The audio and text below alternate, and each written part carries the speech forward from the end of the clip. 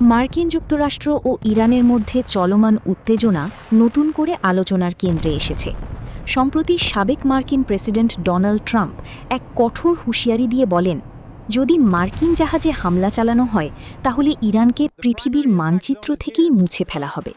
তার এই মন্তব্য আন্তর্জাতিক অঙ্গনে ব্যাপক প্রতিক্রিয়ার সৃষ্টি করেছে এবং নতুন করে সংঘাতের আশঙ্কা উস্কে দিয়েছে। অন্যদিকে ইরানের পক্ষ থেকে পরিস্থিতি কিছুটা ভিন্নভাবে তুলে ধরা হয়েছে। দেশটির শীর্ষ কূটনীতিক আব্বাস আরাকচি জানিয়েছেন, উত্তেজনা থাকা সত্ত্বেও আলোচনা বন্ধ হয়নি। তিনি বলেন, তৃতীয় পক্ষের মাধ্যমে কূটনৈতিক যোগাযোগ এখনও অব্যাহত রয়েছে এবং সমস্যার শান্তিপূর্ণ সমাধান খোঁজার চেষ্টা চলছে। বিশেষ করে পাকিস্তান এই ক্ষেত্রে গুরুত্বপূর্ণ ভূমিকা পালন করছে বলে জানা গেছে।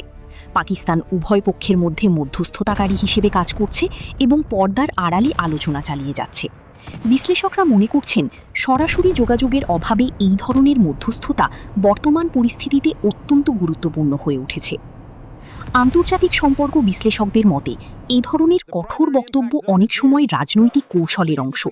শক্ত অবস্থান প্রদর্শনের মাধ্যমে প্রতিপক্ষকে চাপের মধ্যে রাখা এবং নিজের অবস্থানকে শক্তিশালী করাই এর মূল উদ্দেশ্য। তবে একই সঙ্গে কূটনৈতিক আলোচনার পথ খোলা রাখা হয়, যাতে পরিস্থিতি নিয়ন্ত্রণের বাইরে চলে না যায়। বিশ্ব রাজনীতিতে যুক্তরাষ্ট্র ও ইরানের সম্পর্ক দীর্ঘদিন ধরেই উত্তেজনাপূর্ণ। অতীতে বিভিন্ন সামরিক ও অর্থনৈতিক ইস্যুতে দুই দেশের মধ্যে দ্বন্দ্ব দেখা গেছে।